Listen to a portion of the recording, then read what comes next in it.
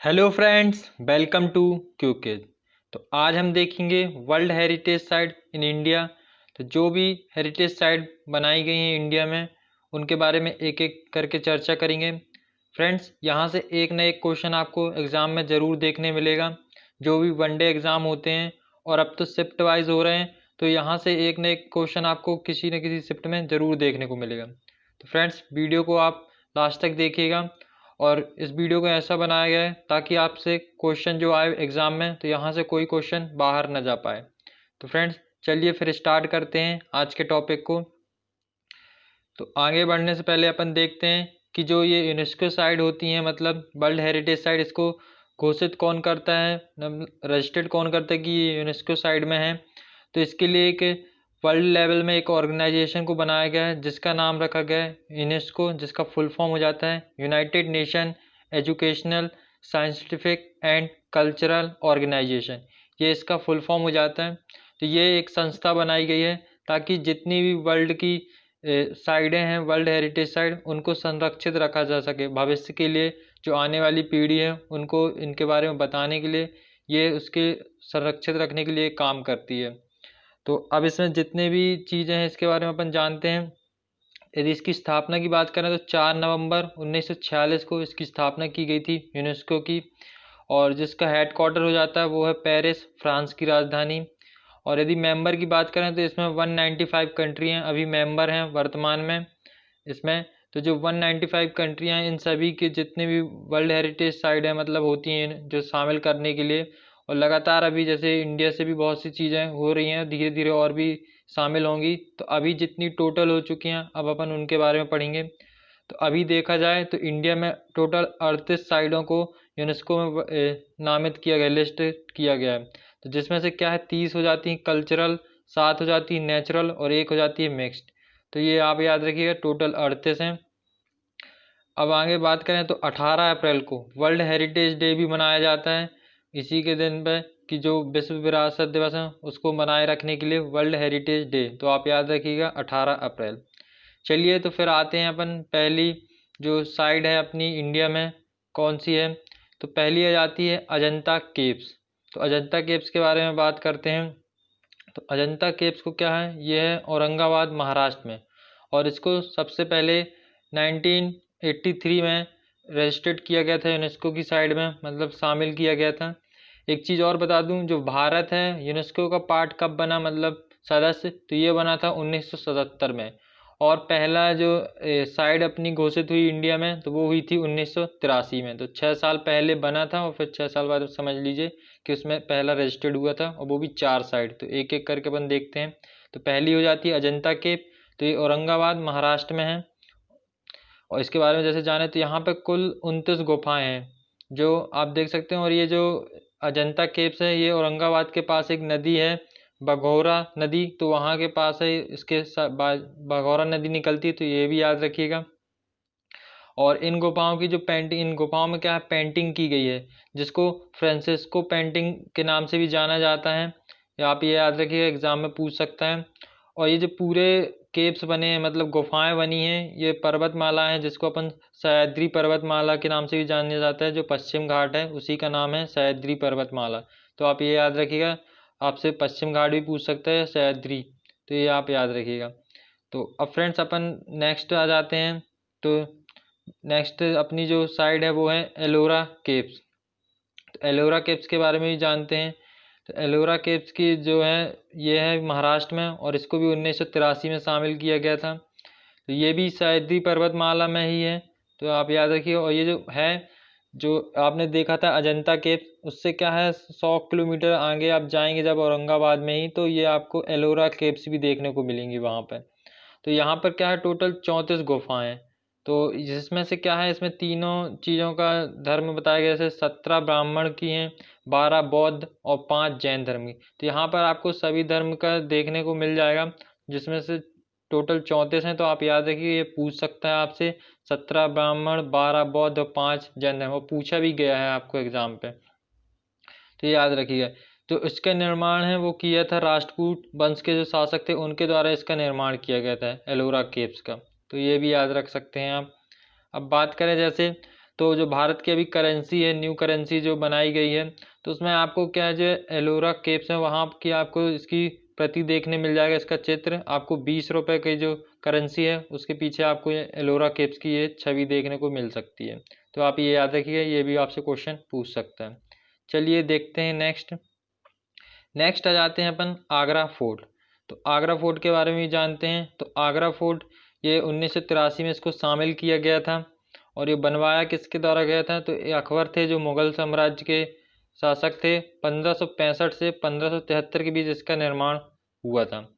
तो इसके जो कारीगर थे जिसने इसका बनाया था वो थे उस्ताद अहमद लाहौरी जी। तो याद रखिएगा, इम्पोर्टेंट है।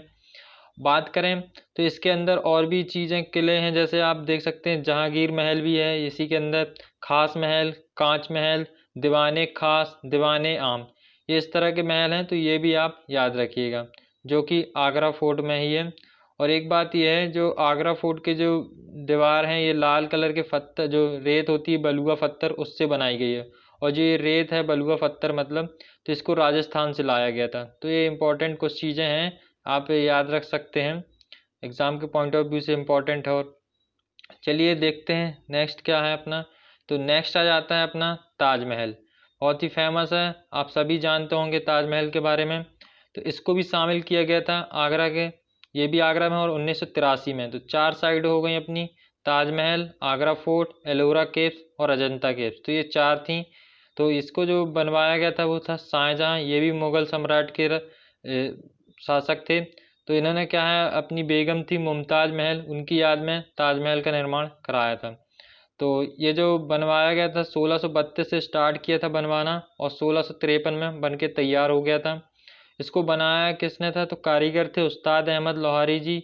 और इसको जो डिज़ाइन किया गया था, इसको बनाने की जो डिज़ाइन है वो थे उस्ताद ईसा। तो ये दोनों आपसे क्वेश्चन में पूछ सकता है, तो ये आप याद रखिएगा। फ्रेंड्स, ताजमहल एक ऐसी इमारत है, मतलब जो कल्चर है अपने, इसको क्या है 7 अजूबा में भी काउंट किया गया है। आप इसको 7 अजूबा की जो लिस्ट है उसमें भी आप देख सकते हैं, और यूनेस्को साइड में तो शामिल है ही ये, आप इसको याद रखिएगा। चलिए अब देखते हैं अपन नेक्स्ट क्या है। तो सन टेम्पल को कब रजिस्टर्ड किया गया, तो ये है उड़ीसा के पुरी ज़िले में, और इसको 1984 में यूनेस्को साइड में शामिल किया गया था। तो इसकी बात करें जैसे, तो ये बंगाल की खाड़ी के तट पर है। भगवान सूर्य का जो रथ का विशाल मंदिर बनाया है, जैसे लगेगा आप जो भगवान सूर्य हैं उनका रथ है, उसमें आप देख सकते हैं। तो ये रथ विशाल रथ के रूप में इसको बताया गया है। अब बात करें जैसे इसकी, तो ये 13वीं शताब्दी में गंग वंश के शासक थे नरसिम्ह देव प्रथम, उनके द्वारा इसको बनवाया गया था। तो ये भी इम्पोर्टेंट है, इसको भी याद रखिएगा आप। फ्रेंड्स, तो ये भी आपको भारतीय करेंसी में देखने को मिल जाएगा। जो 10 रुपये की करेंसी है उसमें आपको इसके पीछे इसकी चित्र देखने को मिलेगा। ये है सन टेम्पल, इसको आप कोणार्क मंदिर के नाम से भी जानते हैं, और साथ ही साथ आप इसे ब्लैक पकौड़ा भी बोल सकते हैं। तो ये 3 नाम हैं, आप याद रखिएगा। और करेंसी किस में, 10 रुपये की करेंसी में है। तो ये इतने क्वेश्चन इससे बन सकते हैं। चलिए अब देख लेते हैं अपन नेक्स्ट साइड कौन सी है। तो नेक्स्ट है अपनी महाबलीपुरम टेम्पल। तो महाबलीपुरम टेम्पल के बारे में जानते हैं। तो ये राजा महाबली के नाम पर रखी गई है। वैसे ये है तमिलनाडु के जो कोरोमंडल तट है उसमें ये बना हुआ है ये मंदिर, और इसको यूनेस्को साइड में 1984 में शामिल किया गया था। और ये जो यहाँ पर जो बोधि धर्म के जन्म हुआ था, जैसे वो पल्लव वंश के जो कांचीपुरम के राज परिवार के थे, तो बोधि धर्म उनको आप जानते होंगे, जो संस्थापक थे मार्शल आर्ट के। भारत में इन्होंने ही मार्शल आर्ट की शुरुआत की थी, बोधि धर्म ने ही। बात कर रहे हैं और जैसे, तो यहाँ पर बहुत सारे मंदिर हैं आपको ये देखने, जो महाबलीपुरम है बहुत सारे मंदिरों का ग्रुप है। यहाँ एक मंदिर को यूनेस्को साइड में शामिल नहीं किया गया, बहुत सारे मंदिरों को लेकर इसमें शामिल किया गया। जैसे आप देख सकते हैं शोर मंदिर, पंचरथ मंदिर, गंगा अवतरण की स्मारक, टाइगर गुफा, और यहाँ पर आप देख सकते हैं कृष्ण की माखन गेंद। जैसे यहाँ पर बात करें गंगा अवतरण, तो यहाँ पर क्या है, पत्थरों को काट कर मूर्ति बनाई गई है। और जो आप देख रहे हैं जो कृष्ण की माखन गेंद, इसकी एक विशेषता क्या है, ये फिजिक्स के रूल को भी फॉलो नहीं कर रहा है। यहाँ पर एक पत्थर है, जैसे आप ये देख सकते हैं। यहाँ पर जो अभी कुछ दिन पहले मतलब लास्ट ईयर चीन के जो प्राइम मिनिस्टर आए थे शी जिनपिंग, वो भी यहीं पर आए थे महाबलीपुरम में। तो ये बहुत उस समय चर्चित में था। तो ये जो रॉक है ये ऐसे ढलान में है, आप इसको 45 डिग्री में देख सकते हैं, जो ऐसे ढलान में होने के कारण भी ये गिर नहीं रही है। तो ये जो फिजिक्स के रूल के अगेंस्ट है, तो इसको भी ये इम्पोर्टेंट है। इसको अपन कृष्ण की माखन की गेंद के नाम से जाना जाता है, यानी वाटर बॉल, ये आप याद रखिएगा। चलिए देखते हैं अब नेक्स्ट साइड कौन सी है। नेक्स्ट आ जाते हैं अपन कांजीरंगा नेशनल पार्क, जो एक नेचुरल साइड है। जैसे को मैंने आपको बताया था 30 अपनी कल्चरल हैं, 7 नेचुरल और 1 मिक्स। तो ये है कांजीरंगा नेशनल पार्क। इसके बारे में बात करें जैसे, तो ये है असम में है और इसको 1984 में शामिल किया गया था। तो महाबलीपुरम को भी 1984 में और कांजीरंगा को भी 1984 में। ठीक है फ्रेंड्स, अब आते हैं इसके बारे में। जैसे तो ये अपने किस लिए प्रसिद्ध है, तो यहाँ पे एक सींग वाला गैंडा है उसके लिए प्रसिद्ध है, और हाथी के लिए फेमस है ये कांजीरंगा जो नेशनल पार्क है। और बात करें जैसे, तो 1908 में इसको रिजर्व फॉरेस्ट घोषित किया गया था, एक संरक्षित फॉरेस्ट है। फिर उसके बाद क्या है, 1916 में इसको कांजीरंगा गेम रिजर्व रख दिया गया, यानी जो अंग्रेज़ों के समय था इसको एक जो तीर वो कर गेम खेलने जैसे यहाँ पर शिकार करने के उद्देश्य से इसको एक रिजर्व एरिया घोषित कर दिया गया, यहाँ केवल सिर्फ शिकार किया जा सकता था। फिर 1950 में जब भारत आज़ाद हुआ तो इसको कांजीरंगा वन जीव अभयारण्य यानी वाइल्ड लाइफ सेंचुरी के नाम पर घोषित कर दिया गया 1950 में। फिर असम सरकार ने क्या किया 1968 में, और असम सरकार ने, और 1974 में भारत सरकार ने इसे नेशनल पार्क का दर्जा दे दिया। तो आप ये याद रखिएगा, इम्पोर्टेंट है ईयर ये भी। फिर इसको क्या है 1984 में यूनेस्को साइड में तो शामिल कर ही लिया गया था। अब आ जाता है अपना केवलादेव नेशनल पार्क, तो इसके बारे में भी जानते हैं, ये भी एक नेचुरल साइड है। तो ये है भरतपुर राजस्थान में है, जिसको 1985 में शामिल किया गया था। तो ये आप याद रखिएगा। तो ये जो केवलादेव नेशनल पार्क है, पहले ये वर्ल्ड लाइफ सेंचुरी थी, यानी वर्ल्ड जो पक्षी था उसका अभ्यारण्य था। और ये किस लिए फेमस है तो ये भी जानते हैं। तो ये भरतपुर पक्षी अभ्यारण्य था, तो इसको पहले क्या था, यहाँ ठंड के समय पे साइबेरिया से आने वाले जो सारस थे उनके लिए प्रसिद्ध था। वहाँ पे जो साइबेरिया मतलब विदेश से जो पक्षी आते थे उसमें से साइबेरिया सारस करके था, उसके लिए ज़्यादा फेमस था ये। इसको क्या है 1982 में राष्ट्रीय पार्क का दर्जा दे दिया गया था, और 1985 में इसको यूनेस्को साइड में शामिल कर लिया गया था। चलिए अब देखते हैं अपन नेक्स्ट साइड कौन सी है अपनी। तो नेक्स्ट है अपना मानस नेशनल पार्क, तो ये भी एक नेचुरल है। तो इसको भी देखें तो ये हो जाता है असम में, और इसको भी 1985 में ही शामिल किया गया था। तो आप ये याद रखिए फ्रेंड्स, आप इसको देखते चलिए। और क्या है, ऐसे इसमें जो इम्पोर्टेंट क्वेश्चन ये भी पूछता है, और आपको कब इसने लिस्टेड किया है तो ये भी आपसे पूछ लेता है। तो आप इसकी एक लिस्ट बनाएंगे और आप इसको तरीके से याद भी कर सकते हैं मैप के द्वारा भी। तो अभी आप इसका क्या है डाटा भी लिखते चलिए साथ ही साथ, और फिर इसको आप तरीके से एक बार 2 बार पढ़ेंगे तो आराम से आपको याद हो जाएगा। तो असम में है ये, 1985 में साइट को यूनेस्को में शामिल किया गया।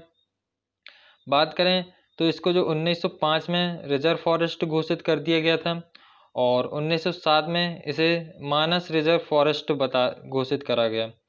और 1928 में इसको खेल अभ्यारण्य, जैसे कि बताया कि यहाँ पर सिर्फ शिकार किए जा सकते थे अंग्रेज़ों के द्वारा, इसको भी खेल अभ्यारण्य घोषित कर दिया गया था। और फिर आ जाते हैं अपन 1950, जब भारत आज़ाद हुआ तो इसको भी वर्ल्ड लाइफ सेंचुरी के घोषित कर दिया गया, यानी मानस वन्यजीव अभ्यारण्य बना दिया गया। फिर आ जाते हैं अपन 1973 में, तो ये टाइगर रिजर्व के रूप में भी जाना जाने लगा। और साथ ही साथ 1985 में इसको यूनेस्को की प्राकृतिक रूप से इसको शामिल कर लिया गया साइट के रूप में, मानस नेशनल पार्क को। और 1990 में इसको नेशनल पार्क का दर्जा मिला। तो जब ये शामिल हुआ था तब ये वर्ल्ड लाइफ सेंचुरी थी, और शामिल होने के बाद इसको नेशनल पार्क का दर्जा दिया गया। तो ये आप याद रखिएगा।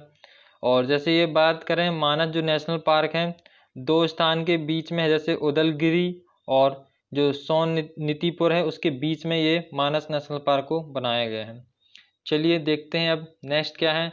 तो नेक्स्ट है अपना churches and convent of Goa. तो ये गोवा के कुछ चर्च हैं, जैसे कि यहाँ पे एक चर्च के बारे में यूनेस्को साइड में शामिल नहीं किया, जब यहाँ पे क्या था पुर्तगालियों ने अपना शासन किया था गोवा में, आपको पता ही होगा, आपने हिस्ट्री पढ़ी होगी। तो एक चीज़ पहले देख लीजिए, 1986 में इसको यूनेस्को साइड में शामिल किया गया था। तो 16वीं और 17वीं शताब्दी में यहाँ पुर्तगालियों का राज था। तो यहाँ पे इन्होंने क्या है बहुत सारे चर्चों का निर्माण किया था। तो ये बहुत ही यूनिक तरीके से बनाए गए थे और एक धरोहर के रूप में भी काम कर रहे हैं, तो इसलिए इसको यूनेस्को साइट में शामिल कर लिया गया। तो यहाँ पर बहुत सारी चर्चें हैं, तो उन सबको मिला के एक churches and convent of Goa के नाम से यूनेस्को साइट में शामिल किया गया है। जैसे यहाँ पर 5 चर्चें हैं, देखते हैं एक एक। The basilica of Bom Jesus ये हो जाती है, सी कैथेड्रल ये हो जाती है, और Church of Saint Francis of Assisi, और Church of Lady of Rosary, Church of Saint Augustine. तो ये 5 चर्चें हैं जिसको यूनेस्को साइट में शामिल किया गया है। जैसे आप ये वाली चर्च तो आपको मूवी वगैरह में देखने को मिल जाती होगी, church of Lady of Rossari. तो ये अक्सर हमेशा जो मूवी की शूटिंग होती है यहीं पर होती है। चलिए अब देखते हैं अपनी नेक्स्ट साइट कौन सी है। तो नेक्स्ट साइट की साइड चलते हैं अपन, मॉन्यूमेंट ऑफ खजुराहो।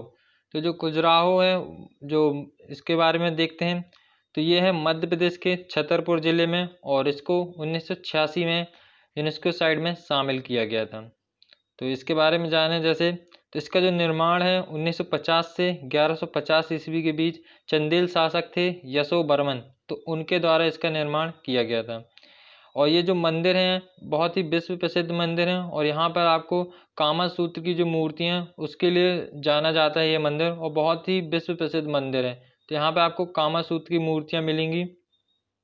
बात करें यहाँ पर, तो इसको 3 समूह में बांटा गया है। जैसे पश्चिम समूह, तो यहाँ के कुछ मंदिर हैं जैसे लक्ष्मी मंदिर, बराह मंदिर, लक्ष्मण मंदिर, कंदरिया महादेव मंदिर जो बहुत ही बड़ा मंदिर है और ये फेमस भी है, सह मंदिर, देवी जगदम्बा मंदिर, सूर्य मंदिर, विश्वनाथ मंदिर और नंदी मंदिर। फिर आ जाते हैं अपन पूर्वी समूह साइड। तो पूर्वी समूह साइड है बावन मंदिर, जरी मंदिर और पार्श्वनाथ मंदिर। और यदि दक्षिण समूह की बात करें तो चतुर्भुज मंदिर और दूल्हादेव मंदिर, तो ये फेमस हैं, जिसमें आप देख सकते हैं हाईलाइट कर दिया गया है इसको। तो ये सभी भारत की स्थापत्य कला का उदाहरण है, तो ये देख सकते हैं। जैसे कि बात करें स्थापत्य कला जैसे रहती है, आपने सुना होगा नागर शैली और डेविड शैली, तो ये जितने भी मंदिर हैं ये सभी नागर शैली में बनाए गए हैं, तो आप ये याद रखिएगा। चलिए अब देखते हैं नेक्स्ट स्लाइड कौन सी है साइड, मोन्यूमेंट ऑफ हम्पी। तो अब हम्पी के बारे में अपन जानते हैं, तो ये है कर्नाटक में और इसको 1986 में यूनेस्को साइट में शामिल किया गया। तो ये क्या है, विजयनगर साम्राज्य था उसकी राजधानी थी, तो हम्पी थी जो, और जो विजयनगर साम्राज्य है इसको हरिहर एंड बुक्का ने बसाया था। तो अब बात करें जैसे हम्पी, तो हम्पी क्या है, तुंगभद्रा नदी है उसके किनारे पर बसा हुआ ये शहर है, तो ये जान सकते हैं। तो जो तुंगभद्रा नदी है ये कृष्णा नदी की सहायक नदी भी है, तो ये याद रखिएगा।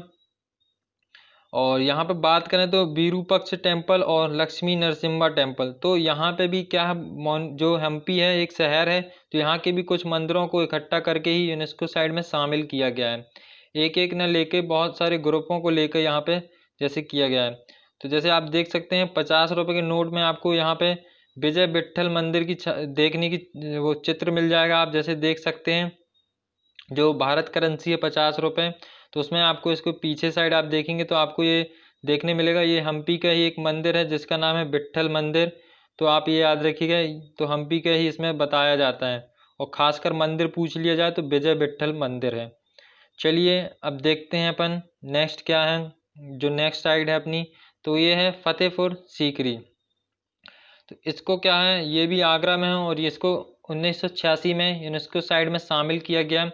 तो ये क्या है, एक तरह का एक शहर है जिसको अकबर थे जो मुगल साम्राज्य के शासक थे, उन्होंने इसको अपनी राजधानी के रूप में निर्माण कराया था 1571 में, जो जाके बन गई थी कंप्लीट, और फिर इसको 1985 में इसको राजधानी बनाया था। इसमें क्या है, जो राजधानी बनाने के बाद इसमें बहुत सारी चीज़ें बनवाई गई थी, जैसे यहाँ पे कुछ फेमस चीज़ें हैं, जोधाबाई का महल, अनूप तालाब, पतंजलि महल, बुलंद दरवाज़ा, जामा मस्जिद, सलीम चिश्ती का मकबरा। तो ये कुछ चीज़ें हैं जो फेमस हैं।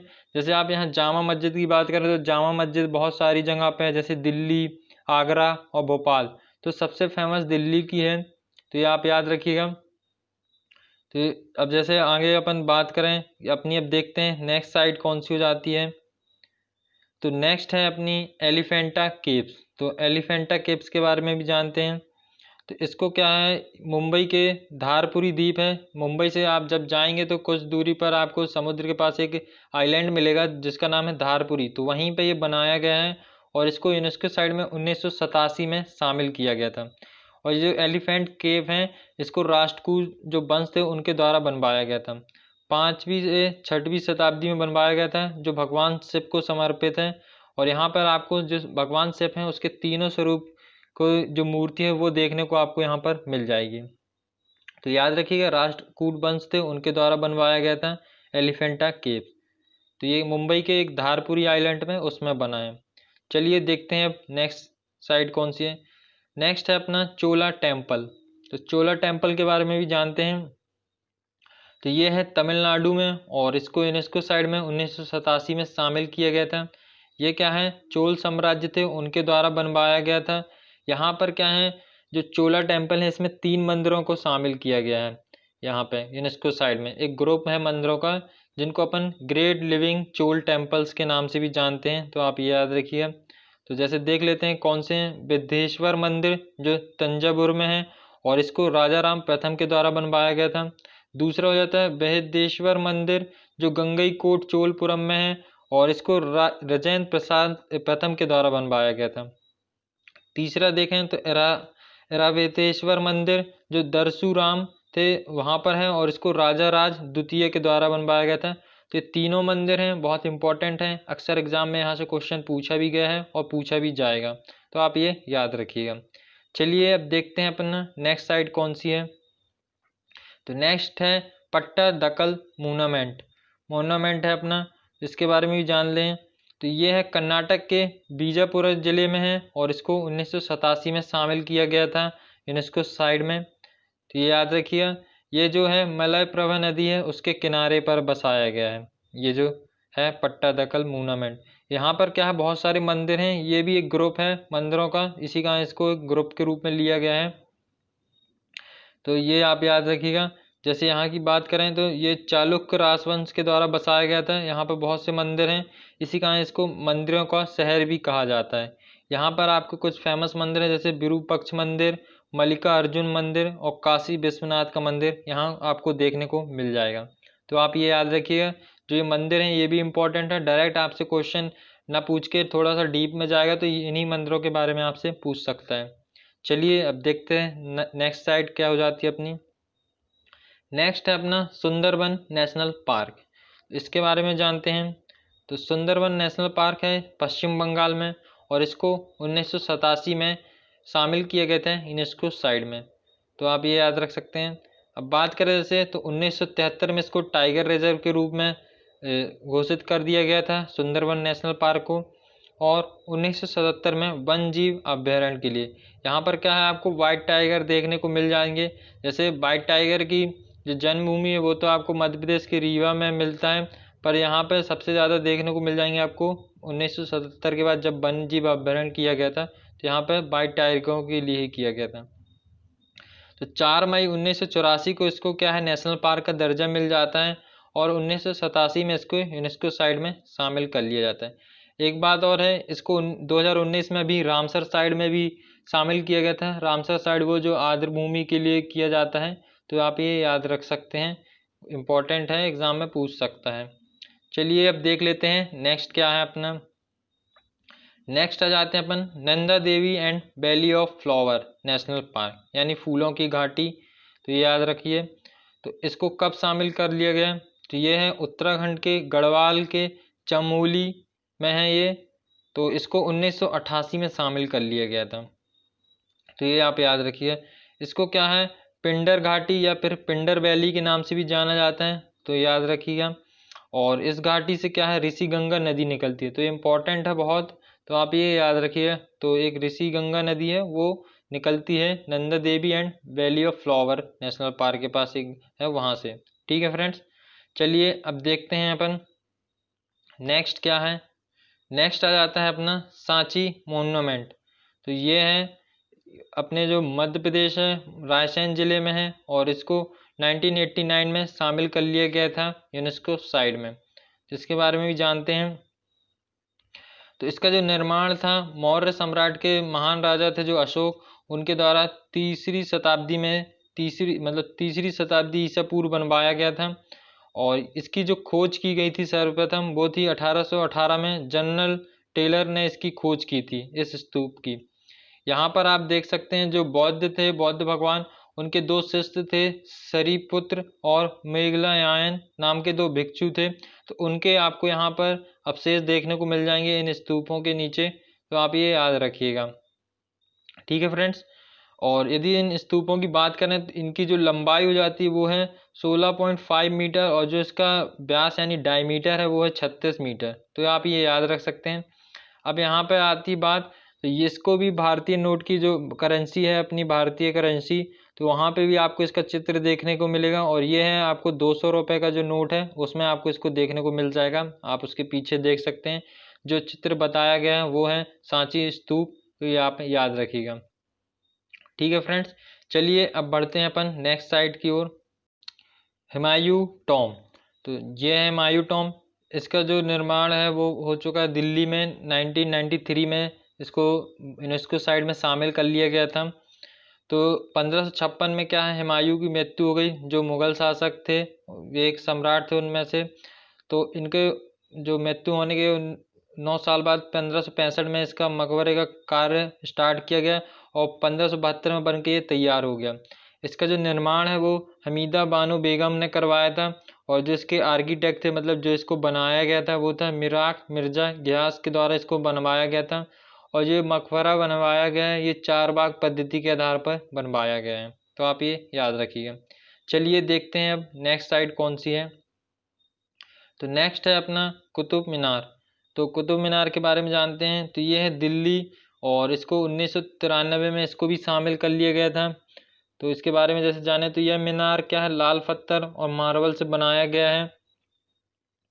यदि इसके निर्माण की बात करें तो कुतुबुद्दीन ऐबक, जो गुलाम वंश के शासक थे या संस्थापक भी मान सकते हैं, उनके द्वारा स्टार्ट किया गया था। लेकिन इसको जो पूरा करवाया गया था वो थे इल्तुतमिश, जो गुलाम वंश के ही शासक थे, और इनको वास्तविक संस्थापक के रूप से भी जाना जाता है। अब जैसे बात करें यहाँ पे ऊंचाई, तो इसकी ऊंचाई हो जाती है 72.5 मीटर, और इसका जो व्यास है वो है 14.32 मीटर हो जाता है, यानी 14.32 मीटर। और यदि मीनार के अंदर की बात करें तो यहाँ पर आप सीढ़ियाँ देख सकते हैं, 379 सीढ़ियाँ हैं। तो आप ये भी याद रख सकते हैं, इम्पोर्टेंट है। यहाँ पर एक चीज़ खास बात और है, यहाँ पर एक आयरन पिलर है यानी लोहे स्तंभ है, जिसकी खोज रॉबर्ट स्मिथ ने की थी। इसकी खास बात क्या है, जो ये आयरन पिलर है इसमें अभी तक जंग नहीं लगी। ये पिटबल लोहा से बना है और अभी तक इसमें आप देख सकते हैं इसमें जंग नहीं लगी है। तो ये बहुत ही, अभी तक जो वैज्ञानिक है इन्होंने पता नहीं कर पाया है कि इसमें जंग क्यों नहीं लग रही है। ठीक है फ्रेंड्स, तो जैसे बात कर लेते हैं। और तो यहाँ पे कुछ खास और इमारतें बनाई गई हैं, जैसे इल्तुतमिश का मकबरा भी यहीं पे है और अलाउद्दीन खिलजी का मकबरा भी यहीं पे है। तो ये आप याद रखिएगा। चलिए अब देखते हैं नेक्स्ट साइट कौन सी है। तो नेक्स्ट है माउंटेन रेलवे ऑफ इंडिया। तो भारत की कुछ रेलवे हैं जिसको यूनेस्को साइट में शामिल कर लिया गया है, क्योंकि इन रेलवे की कुछ ऐसी विशेषताएं हैं जो बाकी रेलवों से अलग करती है। तो जैसे इनको क्या है, कुछ रेलवे पार्ट है, जैसे पहला पार्ट हो जाता है, अलग अलग टाइम में इसको शामिल किया गया था। जैसे दार्जिलिंग हिमालय रेलवे, तो इसको क्या है 1999 में शामिल किया गया था। ये सिलीगुड़ी से दार्जिलिंग को चलती है, तो याद रखिए। और पहाड़ों की रेल है, इसी कहाँ, इसको एक ग्रुप है, इसी कहाँ इसको माउंटेन रेलवे ऑफ इंडिया रखा गया। दूसरी हो जाती है अपनी नीलगिरी पर्वतीय रेलवे, जो 2005 में शामिल की गई थी, और ये है ऊटी से मेटुंग पालम तक चलती है।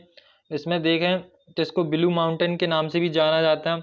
और यह ट्रेन क्या है, भारत की सबसे धीमी चलने वाली ट्रेन भी बोल सकते हैं। मान के चलिए ऐसा कि जैसे आप कोई स्टेशन है, स्टेशन में आप उतर के चाय पी सकते हैं और चाय पीकर आप फिर दोबारा इस ट्रेन में चढ़ सकते हैं। इतनी धीमी स्पीड है, 10 किलोमीटर पर आवर इसकी स्पीड हो जाती है। और तीसरी इसमें शामिल किया गया है कालका शिमला रेलवे, जो 2008 में शामिल की गई है। ये अम्बाला, कालका और शिमला के बीच चलती है, और जिसका उद्घाटन किया गया था, इसका जो रेलवे का जो कालका शिमला रेलवे है, इसका उद्घाटन किया गया था वायसरॉय थे जो लॉर्ड कर्जन, उनके द्वारा इसका उद्घाटन भी किया गया था। तो आप ये याद रख सकते हैं। चलिए अब देख लेते हैं नेक्स्ट साइट कौन सी है। नेक्स्ट आ जाते हैं महाबोधि टेम्पल। महाबोधि टेम्पल आप जानते होंगे ये कहाँ पर है, तो ये है बिहार के बोधगया में, जिसको 2002 में यूनेस्को साइट में शामिल करा गया। तो ये आप याद रखिए। यहाँ पर क्या है, जो गौतम बुद्ध थे उनको यहाँ ज्ञान की प्राप्ति हुई थी। यहीं पे ये क्या है, निरंजन नदी है, उन्हीं के किनारे एक पेड़ लगा हुआ है, उसी के नीचे भगवान जो गौतम बुद्ध थे उनको ज्ञान की प्राप्ति हुई थी। तो उन्हीं की याद में यहाँ पर एक मंदिर बनवाया गया है जिसका नाम रखा गया है महाबोधि टेम्पल। तो ठीक है फ्रेंड्स, ये याद रखिएगा, जिसको 2002 में यूनेस्को साइट में शामिल कर लिया गया। फिर आ जाते हैं अपन, नेक्स्ट है जो अपना भीमबेटका रॉक शेल्टर, यानी गुफाएं हैं यहाँ पर आपको देखने को मिलेगा। ये भारत की या बोल सकते हैं बहुत ही पुरानी गुफाएं रॉक हैं। तो ये कहाँ पर हैं, तो ये मध्य प्रदेश को आप में देखने को मिल जाएगा, रायसेन जिले में, और इसको 2003 में शामिल किया गया था यूनेस्को साइड में। तो आप ये याद रखिएगा। तो ये भारत की बहुत प्राचीन गुफाएं हैं, जैसे कि आप देख सकते हो ये बहुत बड़े हैं, ग्रुप में हैं। तो ये भी आप याद रखिए। इन गुफाओं की खोज किसने की थी, तो 1957 से 58 के बीच डॉक्टर विष्णु श्री बकणकर ने की थी। तो आप ये याद रखिएगा। ठीक है फ्रेंड्स, चलिए अब देखते हैं नेक्स्ट क्या आता है। नेक्स्ट है अपना छत्रपति शिवाजी टर्मिनल। तो टर्मिनल मतलब ये होता है कि जहाँ से अब जो ट्रेन है वो आगे नहीं जाएगी, बस टर्मिनल है तो यहीं पे ख़त्म हो जाती है। तो छत्रपति शिवाजी टर्मिनल है। इसकी बात करें तो इसको क्या है, कब शामिल किया गया था, 2004 में, और ये कहाँ पर है, मुंबई में है, आपको देखने को मिल जाएगा। ये पहले 20 जून 1887 में शुरू किया था, जिसको विक्टोरिया टर्मिनल्स के नाम से जानते थे। तो अब इसका नाम बदल गया है। जैसे तो ये पहले इसका एक और नाम था, जैसे ये मुंबई के बोरी बंदर इलाके में था, इसलिए इसको बोरी बंदर स्टेशन के नाम से भी जानते थे। अब लेकिन इसको छत्रपति शिवाजी टर्मिनल्स के नाम से जानते हैं। तो आप ये याद रखिएगा। और ये जो है गौथिक शैली में बनाया गया है। गौथिक शैली का मतलब ये है कि भारतीय और ब्रिटिश जो संस्कृति उन दोनों को मिला के इसको बनाया गया है। ठीक है फ्रेंड्स, चलिए देखते हैं नेक्स्ट साइट कौन सी है अपनी। नेक्स्ट आ जाते हैं चंपानेर पावगढ़ आर्कियोलॉजिकल पार्क। तो ये है कहाँ पे है, तो ये आपको गुजरात के पंचमहल ज़िले में मिलेगा, जिसको 2004 में शामिल किया गया था यूनेस्को साइड में। तो आप याद रखिए। और जिसका निर्माण था वो थे गुजरात के सुल्तान थे महमूद बेगदा द्वारा इनका निर्माण किया गया था, इससे चंपानेर पावगढ़ का। ठीक है फ्रेंड्स, चलिए देखते हैं अब नेक्स्ट क्या है अपना। नेक्स्ट है लाल किला रेड फोर्ट। तो बहुत ही इम्पोर्टेंट है। इसकी बात करें तो जानते होंगे ये दिल्ली में है, और इसको 2007 में शामिल किया गया था यूनेस्को साइड में। जो लाल किला है इसको बनवाया था शाहजहाँ द्वारा। जैसे कि आपने देखा था आगरा फोर्ट था वो बनवाया था अकबर ने, जो लेकिन रेड फोर्ट यानी लाल किला है उसको बनवाया था शाहजहाँ ने। 12 मई 1638 में इसका निर्माण करना स्टार्ट किया था, और 1648 में ये बन के तैयार हो गया था। तो ये आप याद रख सकते हैं। और इसका जो निर्माण था वो था अहमद लाहौरी द्वारा इसका निर्माण कराया गया था, ये भी आप याद रखिएगा।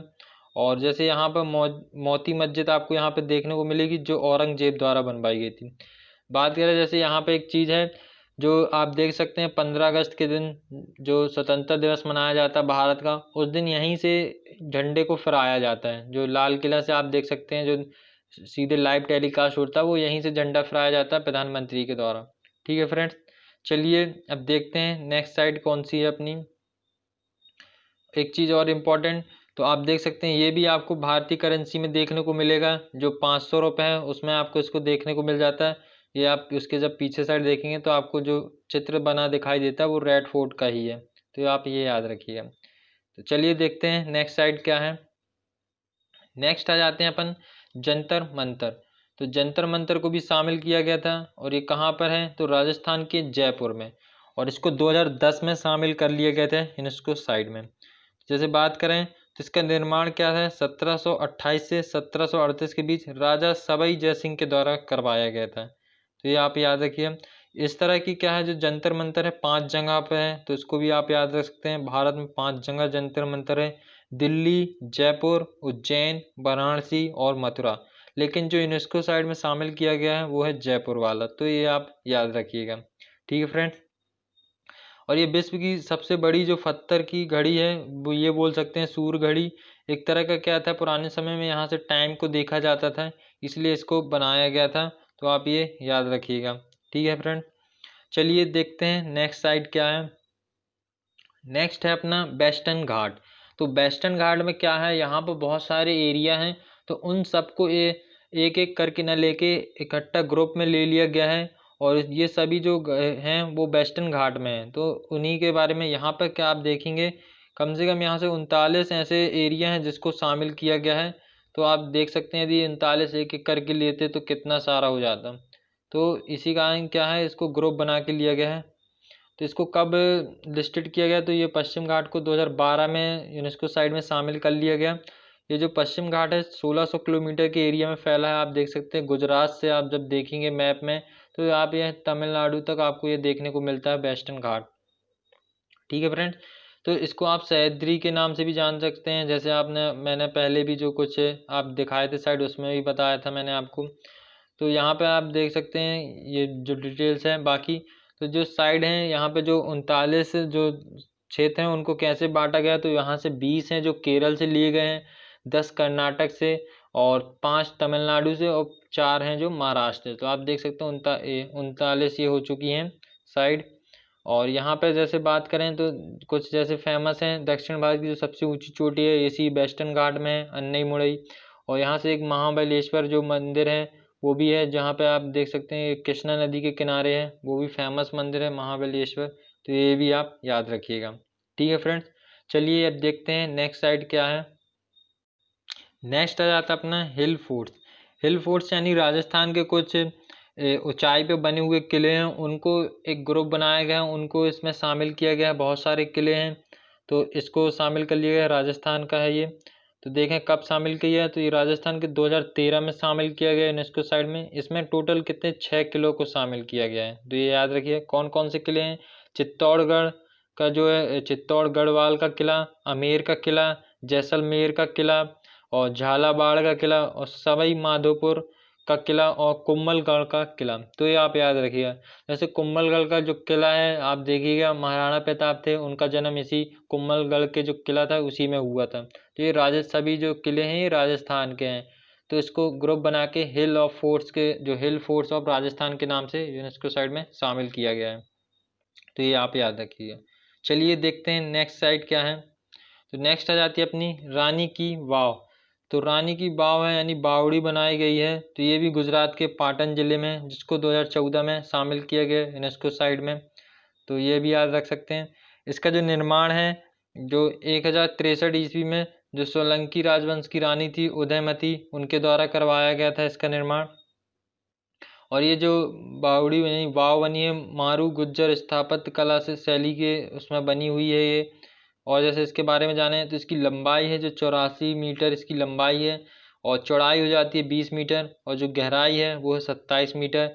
इसमें क्या है 30 किलोमीटर की लंबी सुरंग भी बनाई गई है। तो आप ये याद रखिएगा। अब बात करें तो ये भी भारतीय नोट की करेंसी में आपको देखने को मिल जाएगी और किस में 100 रुपये में आपको इसको देखने को मिलेगा, जो चित्र बना रहता है 100 रुपये की करेंसी में। तो ये रानी की वाव की ही बनी रहती है। ठीक है फ्रेंड्स, ये आप याद रखिएगा। चलिए अब बढ़ते हैं अपन नेक्स्ट साइड की ओर। नेक्स्ट है अपना ग्रेट हिमालयन नेशनल पार्क। तो ये है ग्रेट हिमालयन नेशनल पार्क। तो ये बनाया गया है जो हिमाचल प्रदेश के कुल्लू जिले में, जिसको 23 जून 2014 में शामिल किया गया था यूनेस्को साइड में। तो आप ये याद रखिएगा। और इसको नेशनल पार्क का दर्जा कब मिला, तो 1999 में इसको नेशनल पार्क का दर्जा दिया गया था। ये आप याद रखिएगा इतना। चलिए बढ़ते हैं नेक्स्ट साइड की ओर। नेक्स्ट है नालंदा। तो नालंदा जो विश्वविद्यालय फेमस था अपने समय में, दो विश्वविद्यालय तक्षशिला और नालंदा, उसमें से एक ही हो जाता है नालंदा जो अभी भारत में है और तक्षशिला है जो पाकिस्तान चला गया। तो यहाँ इसकी बात करें तो ये है बिहार में, 2016 में इसको शामिल कर लिया गया था यूनेस्को साइड में। यहाँ पर इसका जो निर्माण है 413 ईस्वी में कुमार गुप्त ने करवाया था इसका निर्माण। और ये जो यहाँ पर चीनी यात्री थे हैंसंग, उन्होंने भी यहाँ पढ़ाई की थी। एक बात यहाँ की इम्पोर्टेंट है, जैसे इसकी जो खोज थी वो अलेक्जेंडर कनिंघम ने इसकी खोज की थी। तो ये आप याद रखिएगा। यहाँ पर 3 लाइब्रेरियाँ हैं थी, जैसे रतन सागर, रतन दती, रतन रंजीता। तो यहाँ की जो तीनों लाइब्रेरियाँ थे वहाँ पर क्या है, बख्तियार खिलजी थे जो गुलाम वंश के जो शासक थे, कुतुबुद्दीन ऐबक उनके सेनापति थे। तो उन्होंने क्या है यहाँ पर आग लगा दी थी। तो यहाँ पे आप सोच सकते हैं जो इतनी बुक थी कि यहाँ पर आग लगने जब लगाई गई थी तो ये 3 से 4 मन तक यहाँ पे जो आग थी वो जलती रही। तो आप सोच सकते हैं यहाँ पर कितनी सारी बुक हो सकती थी यहाँ पर। ठीक है फ्रेंड्स, तो आप ये याद रखिएगा। चलिए अब बढ़ते हैं अपन नेक्स्ट साइड की ओर। नेक्स्ट आ जाता है अपना कंचनजंगा नेशनल पार्क। ये मिक्स में आ जाता है। चलिए इसके बारे में भी पढ़ते हैं। जैसे तो इसकी बात करें तो ये सिक्किम में है, 2016 में इसको रजिस्टर्ड किया गया है यूनेस्को साइड में लिस्टेड। तो ये है भारत की हिमालय में सबसे ऊंची चोटी कंचनजंगा। तो आप ये याद रखिए। यहाँ पर स्टूडेंट अक्सर कंफ्यूज हो जाते हैं कि जैसे पूछता है कि भारत की सबसे ऊंची चोटी तो K2 है, और यदि भारत की हिमालय में सबसे ऊंची चोटी पूछी जाए तो वो है कंचनजंगा। तो ये दोनों चीज़ों को आप याद रखिएगा। हिमालय में पूछ ली जाए तो कंचनजंगा है, और यदि नॉर्मल पूछा जाए कि भारत की सबसे ऊंची चोटी तो वो है K2। ठीक है फ्रेंड्स। तो इसको पार्क का दर्जा कब मिला, 1977 में इसको पार्क का दर्जा मिला। और ये जो सिक्किम का सबसे बड़ा पार्क हो जाता है, ये आप याद रखिए। 850 किलोमीटर में ये पार्क फैला हुआ है, तो ये भी याद रख सकते हैं। तो जैसे इसका दूसरा नाम है कोंगलू लुचू, मतलब इस जो बर्फ का सर्वोच्च पर्दा है वो इसका नाम है। ठीक है फ्रेंड्स, चलिए देखते हैं नेक्स्ट साइड क्या है। नेक्स्ट साइड है आर्कियोलॉजिकल वर्क ऑफ ली कॉर्बूजियर। तो ये आप याद रखिएगा। यहाँ पर क्या थे, एक आर्किटेक्ट थे जो कॉर्बूजियर थे, तो उनके द्वारा इसका निर्माण करवाया था। चंडीगढ़ में कुछ ऐसे एरिया हैं जिनको ली कॉर्बूजियर थे, उन्होंने बहुत जगह कुछ ऐसे अद्भुत तरीके से इमारतें बनवाई थी। तो बस उन्हीं सभी को लेकर एक नाम दे दिया गया है और इसको वर्ल्ड यूनेस्को साइट में शामिल कर लिया गया है, आर्कियोलॉजिकल वर्क ऑफ ली कॉर्बूजियर के नाम से। ठीक है फ्रेंड्स, चलिए देखते हैं अब नेक्स्ट क्या है। नेक्स्ट आ जाता है हिस्टोरिक सिटी अहमदाबाद। तो ये पहली सिटी हो जाती भारत की जिसको यूनेस्को साइड में शामिल कर लिया गया था। एक पूरी की पूरी सिटी थी अहमदाबाद जो गुजरात में है, और इसको 2017 में शामिल कर लिया गया था। तो ये देख सकते हैं। और इस जो नगर है इसको बसाया था अहमद शाह प्रथम के द्वारा, इस पूरे नगर को बसाया गया था। और ये नगर है साबरमती नदी है, जो साबरमती नदी उसके किनारे पर ये बसा हुआ है। तो आप ये याद रखिए, बहुत हिस्टोरिक प्लेस है ये। तो इसी का, और ये सबसे पहला शहर है जिसको यूनेस्को साइट में शामिल किया गया। नेक्स्ट है अपना Victorian Gothic and art deco. तो ये भी आप याद रखिए। जैसे क्या है, इसमें कुछ ऐसी इमारतें हैं जैसे मुंबई में है वैसे ये, और इसको 2018 में शामिल किया है। कुछ ऐसी इमारतें जो फेमस हैं, कुछ अलग ही तरीके की शैली पे बनी हुई हैं, इन सबों को एक ग्रुप बना के इसको शामिल कर लिया गया Victorian Gothic and art deco के रूप में। जैसे बात करें यहाँ पे 5 इमारतें हैं। द एरो सिनेमा जो आर्ट डेको का है, Mumbai police headquarter, municipal corporation Mumbai यानी जो नगर निगम है मुंबई का वो, और क्राउफोर्ड मार्केट, और CST यानी छत्रपति शिवाजी टर्मिनल जिसको अलग से भी शामिल किया गया है, उसमें भी शामिल किया गया है। तो आप ये याद रखिएगा। चलिए देखते हैं नेक्स्ट क्या है। नेक्स्ट है पिंक सिटी। पिंक सिटी जानते होंगे किसको कहते हैं, जयपुर को। तो ये राजस्थान का जयपुर शहर है, उसको अभी लास्ट ईयर ही इसमें शामिल किया गया था यूनेस्को साइड में 6 जुलाई 2019 को। तो आप याद रख सकते हैं। जो इस शहर को क्या है, जो राजपूत राजा थे जय सिंह द्वितीय उसके द्वारा बसाया गया था, उनके द्वारा। तो ये आप याद रखिए। इनका जो नक्शा था वो था विद्याधर भट्टाचार्य ने इसका नक्शा बनाया था, और एक पहला शहर है जिसको एक नक्शा बनाया गया फिर उसके हिसाब से इस शहर को बसाया गया। तो आप ये याद रखिएगा। यहाँ पर बहुत सारी चीज़ें हैं जैसे आप देख सकते हैं, बहुत सी, जैसे Jaipur railway station, Albert hall museum, हवा महल, जल महल, आमेर किला, जंतर मंतर, और जयगढ़ किला। यहाँ पर क्या है, भारत की सबसे बड़ी तोप रखी गई है जिसका नाम है जय बाण तोप। तो ये भी आप इम्पोर्टेंट है, याद रखिएगा। तो फ्रेंड्स ये हमारी टोटल हो जाती हैं 38 वर्ल्ड यूनेस्को साइड में हेरिटेज साइट बोल सकते हैं जिनको। तो आप एक एक करके 1-2 बार आप इनको पढ़ेंगे। जो इम्पोर्टेंट मैंने फैक्ट बताए हैं वो भी आप याद रखिएगा। डायरेक्ट यहाँ से आपको क्वेश्चन देखने को मिलेगा, और यकीन मानिए यहाँ से क्वेश्चन हमेशा बनता ही बनता है। तो फ्रेंड्स यदि वीडियो आपको पसंद आया हो तो वीडियो को आप लाइक कर सकते हैं एंड शेयर कर सकते हैं, और हमारा जो क्यूक्विज चैनल है उसको आप सब्सक्राइब भी कर सकते हैं। और हमारे जो सोशल नेटवर्किंग है जैसे इंस्टाग्राम, तो वहाँ आप हमें फॉलो कर सकते हैं। और आप हमारे टेलीग्राम चैनल को भी ज्वाइन कर सकते हैं, जिसमें आपको हम अभी आने वाले समय में आपको यहाँ पे एनटीपीसी के पेपर, एमटीएस जो भी पेपर हैं आपको यहाँ पे प्रोवाइड कराए जाएंगे धीरे धीरे। और आप हमारे व्हाट्सएप ग्रुप में भी ज्वाइन हो सकते हैं जो ये है। तो इसमें आपको जो भी डाउट वगैरह है वो आप हमें शेयर कर सकते हैं, आपका सोल्यूशन किया जाएगा इस पर। तो फ्रेंड्स, आपको यदि वीडियो पसंद आया हो तो इसके लिए वीडियो को आप शेयर करिएगा। तो thank you for watching this video.